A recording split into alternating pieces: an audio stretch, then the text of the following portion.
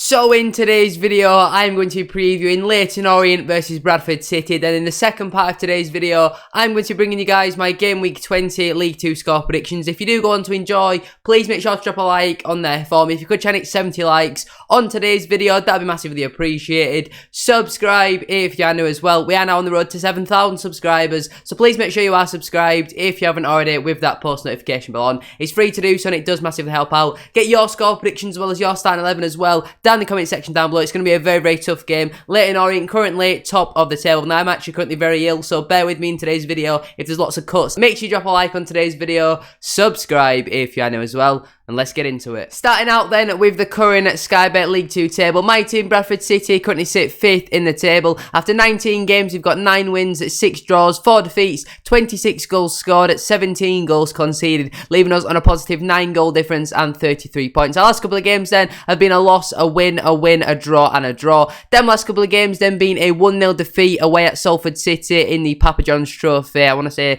last of 32, something like that. Then just before that, we had a 3-1 defeat at home to Northampton Town, a 2-0 win away at Sutton United, a 2-1 win away at Mansfield Town, a 1-0 defeat at home to Harrogate Town, a 1-1 draw at home to Crawley Town, and then just before that we had a 1-1 draw at home to Swindon Town. So for those who don't know, we are very, very bad at home, but away from home we've been very, very good so far this season. Let's see how we get on though against top of the table Leyton Orient. As I said, then they currently sit first in the Sky Bet League 2 table. After 19 games, they've won 14, drawn 3, lost 2, 30 goals scored, only 12 goals conceded, leaving them on a positive 18 goal difference already, and we've not even played a match in December yet. 45 points, and we're not even halfway through the season. They're on track at this moment in time to finish with 100 points. Their last 5 games then have been a loss, a win and a win. Them last couple of games then being a 2-1 win away at Stockport County, a 2-0 win away at Harrogate Town, a 2-0 defeat away at AFC Wimbledon, a 1-0 defeat away at Crewe Alexandra in the first round of the FA Cup, a 1-0 win at home to Salford City, and a 2-0 win at home to Gillingham. So they've been,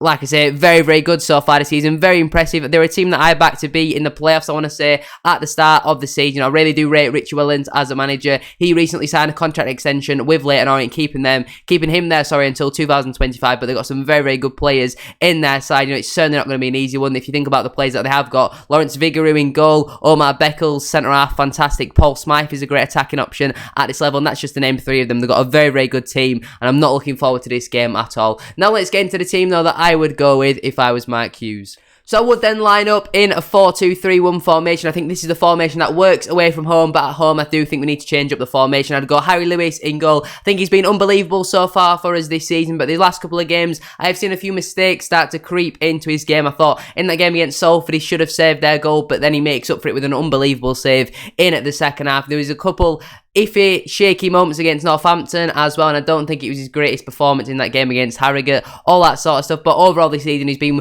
arguably one of the best goalkeepers in the league, so for me personally he has to start. Into the back four then, I've made my back four going off the fact Romany Critchley is still going to be out for another week. Right back, I'd go with Brad Halliday. I just think he's our best right back at this moment in time, offers far much more than Luke Hendry. To be honest with you, we've not really seen all too much this season. 2 centre backs, firstly I'd go with Matty Platt. I think if he's available he probably has to start as that right-sided centre-half, but I don't think he really works with Jan Songo, to be honest with you. So with obviously Critchlow being out injured, I would partner Matty Platt with Timmy Odesina. I believe they were the 2 centre-halves that we saw in that game against Stockport, I want to say, and it didn't really work, to be honest with you, but we don't really have many options to play at centre-half at this moment in time. Songo and Matty Platt are far too similar for me personally to play together. Critchlow is a massive loss for us, and I think if Critchlow's not available for this game, we could be in for a long afternoon. Odesina's been impressive in the Papa John's Trophy, really poor though in the league, but I've either Odesina or Songo as a left-sided centre-half. I think I'd rather see Odesina in my opinion. Left back, I'd go with Matty Foles, Mr. Consistent. Even when the team's not performing too great, you're still always going to get a 6, 7 out of 10 from Matty Foles. I still don't know the situation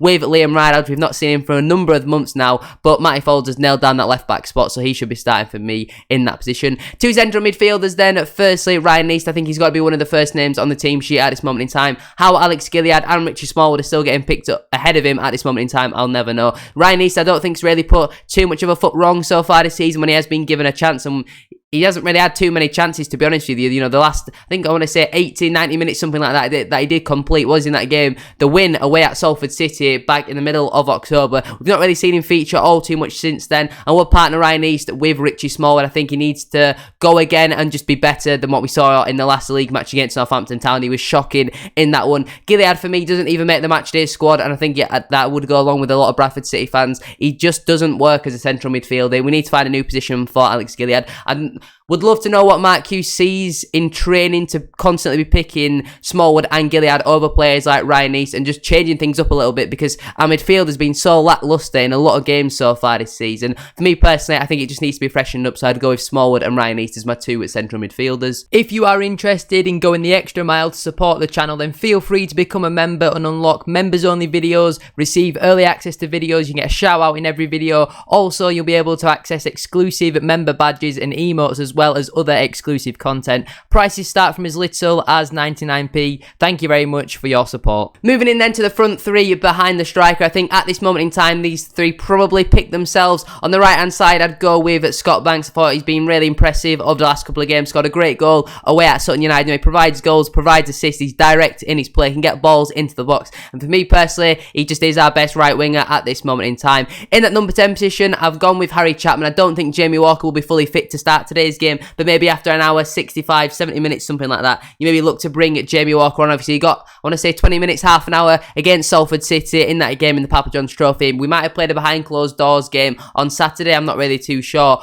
But for me personally, if Walker is able to play, then even if it's just for an hour, I think Walker has to start, because I don't really rate Harry Chapman as a number 10. I think as a winger, he can be one of the best in this league. But for me personally, I think Chapman at this moment in time is going to start as that number 10. On the left-hand side, I'd go with Tariq Wright. I just think he's ahead of Aloisa at this moment in time. Sometimes, I think when Isa's picked up the ball, he's looked a bit hesitant and a little bit nervous to drive at his man and try to beat him for pace, which is understandable when he's had two long-term hamstring injuries recently. So you can understand that. But for me personally, like I said, I just think Tariq Wright has a little bit more end product at this moment in time, and I think he's a bit more direct. If it's not working though, again after 60, 65, 70 minutes, then you've always got that option on off the bench of Aloisa. And up front, obviously, Andy Cookie scored so many goals for us so far this season. I want to say 16 in total, 13 in the league. The man's been on absolute fire so far this season, keeping players like Vidane Oliver out the squad, who on paper, Vidane Oliver was an unbelievable signing. He was going to come in and score 30 goals this season. Hasn't quite really worked out for him, but like I say, he's not really had too much of an opportunity so far this season. When he has played,